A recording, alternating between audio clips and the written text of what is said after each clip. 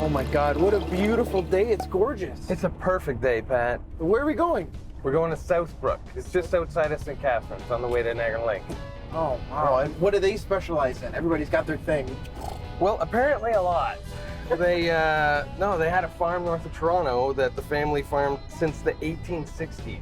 1860s, that's like Canada 150 time. Yeah, I know.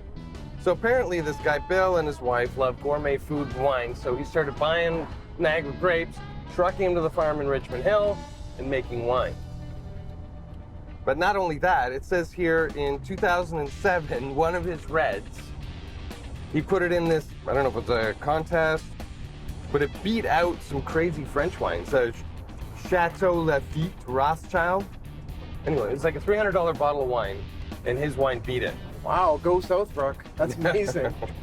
How much does their bottle cost? Well, that's just it. He's normal prices, 20 to 50 bucks. That's amazing. Yeah. So really good stuff.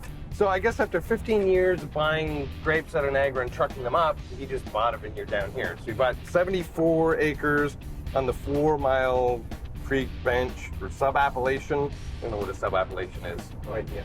Anyway, it's in Niagara-On-The-Lake. And so he puts up this winery that's super efficient. It's LEED certified. LEED certified, Ralph, that's a cool construction term. That speaks to the sustainability of the engineering and design. Oh, really? I think so. Well, it says it's super efficient. In the email I sent, so I told him we wanted to come, and he told me where it is, and said, you can't miss it. Whoa, whoa, whoa, whoa, look at this. That's what he was talking about, you can't miss it. Because you can't miss it. That's You amazing. can see that from space. I don't know what it is, but it's amazing. And it's very purple, very lavender. It's massive. But is he trying to keep people in, or is he trying to keep people out? I guess we'll find out. Maybe Bill. he built it just for us. Build it.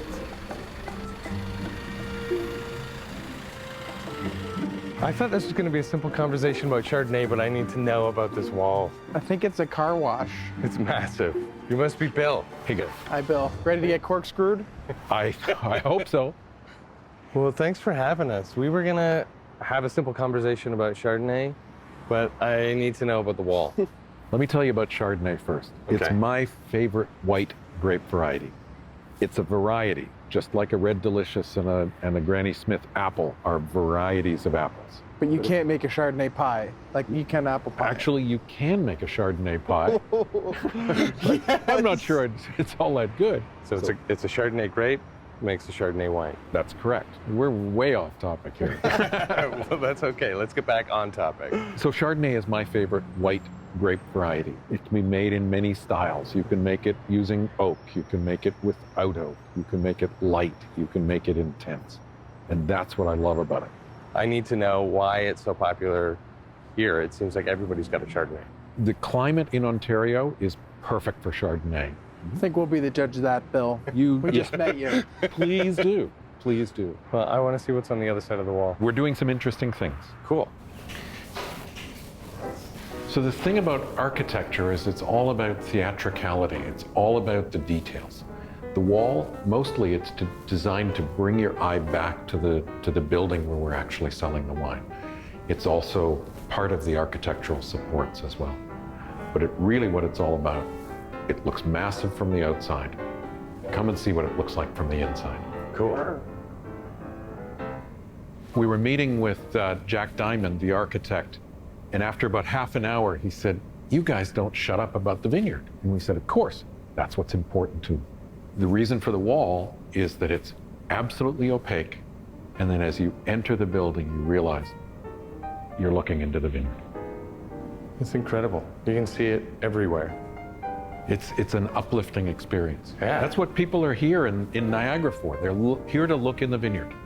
Looks so real. Look at this table. This is a tree that was on our old farm that was going to have to come down. We just didn't want it to be chipped. It's incredible. So one of the details that we do at Southbrook is a growing system called biodynamics. It's all about planting and harvesting using phases of the moon. But the person who really knows is Anne Sperling. You really need to come out and talk to her. She's in the vineyard. She's in the vineyard. Let's go to the vineyard. All right. Let's go. So this is kind of like your tree house. Hey, Anne. I'm Ralph. Hey. Bill said we could find you out here. We heard so much about you, mostly that we could find you out here. Yeah, so this this is my office, yeah. This is right on. Well, we got here to talk about Chardonnay, and then we saw the wall, and Bill started telling us about it. Apparently, you guys are doing something very different here than a lot of other places. We're farming organically and biodynamically, which is a kind of an extreme form of organics. We work with Mother Nature a bit more, and we encourage biodiversity to make our plants healthier. I mean, we've been to a lot of different vineyards, and this is notably a little bit different. A lot of the stuff that you do, we saw sheep walking around. Does this make the wine taste better? For sure, there's no question about it. Somebody did a study a couple of years ago at UC Davis in California, and they studied all the wine competitions throughout the US, and they looked at just data and said, okay, who are the medal winners and how are they farmed?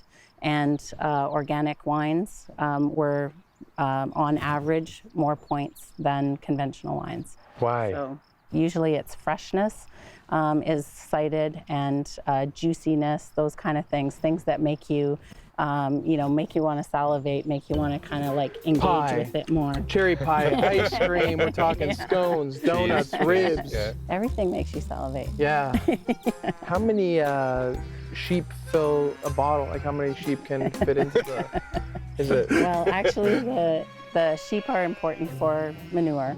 Oh. That's simple So as is that. Pat. Well, yeah, I could do that. Basically, the idea is that the sun creates the energy to grow grass. The sheep, it's a natural food for sheep. So they digest it, convert it into manure that then we can bring back into the vineyard to refresh. And so we don't use chemical fertilizers, we use compost. That's fascinating. It seems like there's a lot of bugs out here. And Yeah, we like bugs. But aren't you supposed to spray for them? No, actually, we encourage a whole range of bugs, and everything from microorganisms all the way through up to bugs that you can actually see, like lady beetles. But the idea is that there'll be a balancing effect from all of that biodiversity. So we have plants that are not grapevines. We have we call it cover crop, and we like to encourage flowering plants so that there's food and a place for pollinators and other beneficial insects to live and to kind of counteract any pests that might want to come in and invade our grapes. It's like one source of plant that supports the grapes. It's not just one, it's lots, right? That's the whole idea of biodiversity, is that it's many things playing a role. So you can't necessarily define, oh, this is doing that, but it's like, might be like 4 steps. This affects that, that affects that, that affects that. The flowers, are they meant to be there, or is it Yeah, just that's random? what feeds the pollinators. So a bee would be a good example of a pollinator. It comes, gets the nectar, and pollinates more plants. All of that to make some juicy Chardonnay grapes. Can we get some fresh Chardonnay, maybe? Fresh Chardonnay? Yeah. Yeah, I think What, right out here? we can arrange that. Okay, thank you. Thank you very much for your time. It's a pleasure. All right. Do you want us to bring you a chair out here or something, or are you good? No, I'm good. Pat. I'll just stand Okay, here. I gotta go. Bye.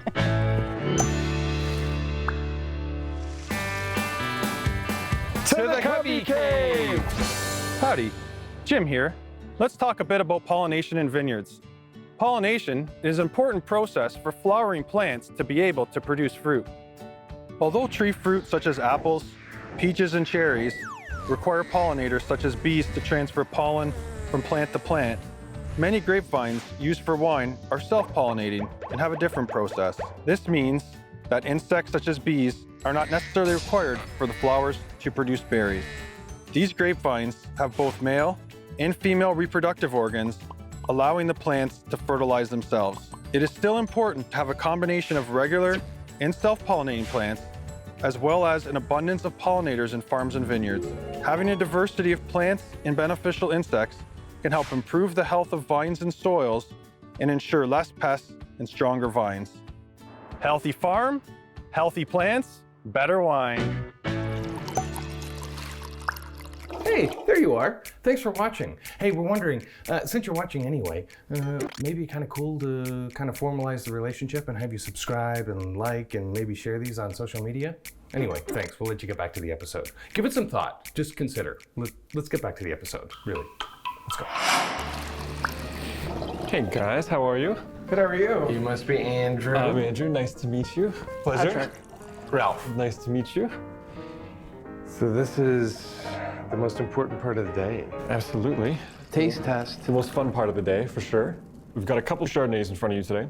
One is going to be a little bit older and has had some oak aging, and the other one, a little bit of oak aging, but it's really quite new. So we're going to talk a bit about the difference between the two. You can really see, I guess, to start, the difference in the color and the difference in the kind of richness and the glossiness of the Chardonnay in the glass. So which one is which? Yeah, this was starting left to right with the younger one. So this is our Triomphe Chardonnay. You can see Chardonnay is really quite light. There's really not a lot of shadow or depth of color to it. So this is younger. So Absolutely. what year is this? This would be 2016. Okay, and this Yeah. one? So the one on your right is our 2012 Poetica Chardonnay. Yeah. Should we be intimidated right now, or is it? I would say absolutely not. But you know what? You're absolutely right. Wine can definitely be intimidating without is. a little bit of knowledge, and that's why we're here. If you want to grab the first one, Doesn't matter if it's clockwise or counterclockwise to turn. it does not. It does not. But I do appreciate you guys are both gripping it by the stem or the base, which is I don't know much, but I know that. We know how to very- grip the stem. that's very, very okay. important. We're not. Or yes. truth be told, it's in the glass long enough for me to warm it up. That's I fair. did see someone hold it like this once, but that's totally wrong. I think this is how you're supposed to do it. That's one way. Yeah, stem or the base. So Chardonnay is going to be definitely fruit forward, but the Okay, hang on. Fruit forward? fruit forward being there's Like fast forward. No. fruit forward basically meaning fruit is present. It's not shy. You know, it's definitely got fruit there. And when it comes to fruit, with the sort of fruit profile for Chardonnay is a lot of green apple, a lot of green tree fruit. You usually get a little bit of white flower in there as well, maybe some chamomile flower. Other grapes that are more really bright fruit, like Riesling or Sauvignon Blanc or Gewürztraminer, which are a lot of tropical fruit and peach and tree fruit and that kind of thing, don't do very well with oak. So what does oak do? It's a vessel to store the wine, first of all, historically. Yeah. It adds complexity, and it's a great way to add a richness to the wine, which wouldn't be there otherwise. So in terms of flavor notes from oak, you're going to get things like vanilla, baking spice, so like cinnamon, nutmeg, that kind of thing. We're gonna taste all that, and then In good Chardonnay or good oaked wines, you absolutely should. Did they try maple first and they tried birch? Oak in Europe was quite plentiful, and so they found it was the most complementary to wine, especially French oak and American oak. Those are really the two. This is all French oak for us, but French oak and American oak are the two big places where you're gonna get cooperages that are going to be producing barrels for the whole wine world. Cooperage. In the place that they make barrels. Stanley Cooper. Is that where the name Cooper comes from? Yep. He was a Cooper? It was a Cooper. He was Yep. a Cooper. He had a cooperage. Smith was a blacksmith. Cooper and had a cooperage. Miller had a mill. Yeah. There wasn't a lot of last names back Nope. then. It was just Nope. kind of like you're either a Cooper or a Miller. Or... Exactly. You made barrels. You're John Cooper. Yeah. It's kind of cool. Should we start?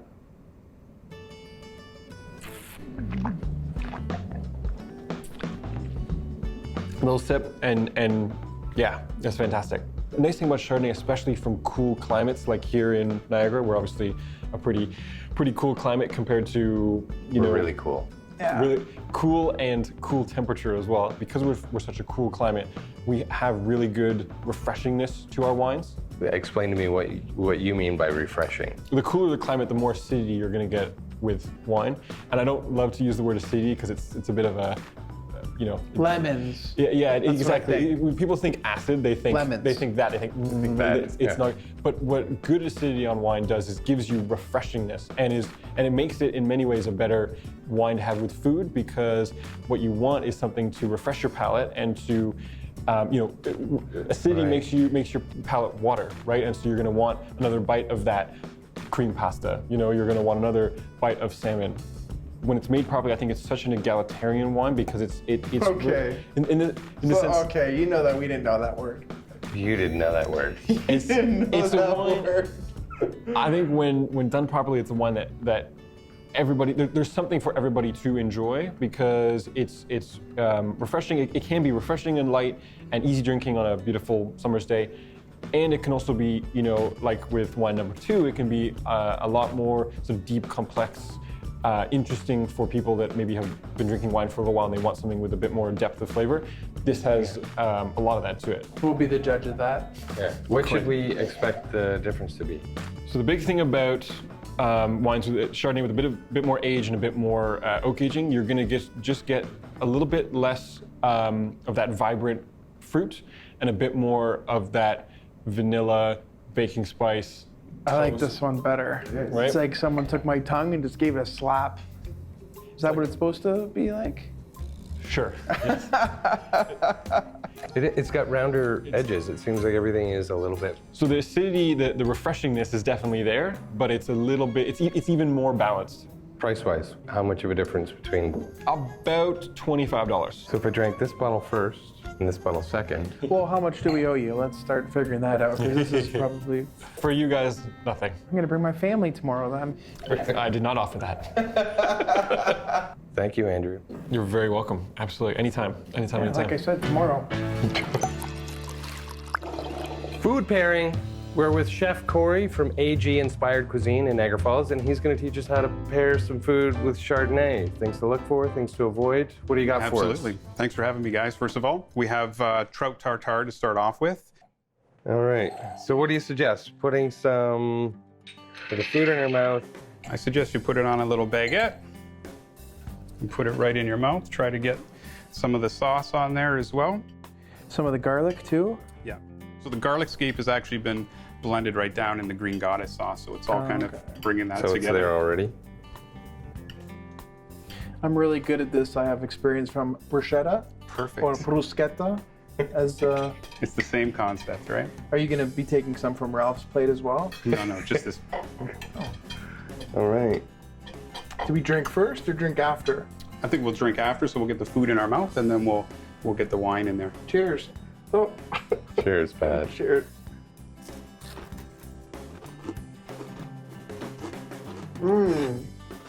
Really fresh. Weak at the knees. It is. Really fresh. Now a little taste of wine.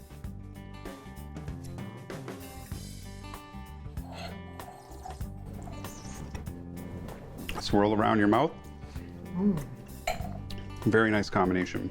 Do you do this all the time? Pair your wine with your food and Absolutely. At the restaurant, we do it every night. It's one of the keys of what we do. Right. Yeah, people like to come for that experience, right? So what are some rules of thumb when you're pairing wine? When you're pairing wine, you want to pair with the strongest flavor and the same weight. So the weight of the dish should be paired with the weight of the wine. I don't know what that means. When you're eating the wine, or eating the food, it should be equal in weight. So one shouldn't dominate over the other. Oh, okay. So if it's a really intense flavored food, a really intensely flavored wine, Right. You want it to meet in the middle, so to speak, because if not, you'll taste the food but not the wine, and it could happen vice versa. I think we'll go right into the risotto, which is going to be a really good pairing for Chardonnay because it's totally rich, totally creamy, much like an oak Chardonnay, buttery, ready to go. All right, we're going to go to the plate here, and we're just going to do a tiny little presentation in the middle of this bowl. is that a risotto bowl? It's perfect for risotto, actually. I wouldn't say there's a dish that's made just for You can put for that. cereal in it. Yeah, cereal. I think those are the hats they wear in The Handmaid's Tale. Fruit Loops. And then here, I just picked this as well before I came. So this is fresh basil from the farm. And I would encourage you to fold this right into that risotto. It's going to give you that last little blast of freshness and herbaceousness. Spoon, spoon. Thanks so much. Wine. Wine. Have our Got all the ingredients. Yep. And fold it in. Yeah, fold it in. Here's a couple of leaves for you. I can smell that basil already. Holy wow, that really smells. It smells a lot. Mm-hmm. Mm. Mm. Mm. smells delicious. It is delicious. It's light. Brought you to your knees. Oh, God. Does your Nona make risotto like that? Not like that. I'm so sorry, delicious. Nona. So a This is rich, creamy fantastic. risotto, perfect for an oaky, buttery Chardonnay. Again, playing to that richness. So this would be a good example of the weight of a dish. Yeah. You can check the weight of this dish compared to the trout that we had, that light, refreshing, really light-bodied, if you can think about it that way. And this is like a heavy, rich. I thought that was a dream. I forgot that we actually did that. That really happened, and this is really happening, and this is amazing. Super fresh, right from the Wow. farm. Cheers. Cheers, guys. Salute. Cheers. Thanks for having me. Thanks for being here. Chardonnay. Chardonnay. Here's another kind. Perfect. We should get some color. We'll get some Yes, get some of that. ice wine. This. Fermented white. Perfect. All right, connect. Grab 2 bottles. All right. What about honey. cider? Do we Sure. need cider? Sure, grab it. Okay. Honey, sweet. All right. Hey, you guys are still here. Thanks for having us today. It was amazing. We learned a ton. There's way more behind the wall than we had any idea of. What a great treat. We learned a ton. Great day. Can't wait to enjoy the Chardonnay. It's on the house, right? Now that's funny. Oh, we'll pay. All right. Should we put the sheep back then too? No. Thank you so much for watching CorkScrewed TV, and if you want to see more, just subscribe and hit the notification button so you're the first to know about any new clips, media, or episodes. Speaking of which, let's head over to the next episode, shall we?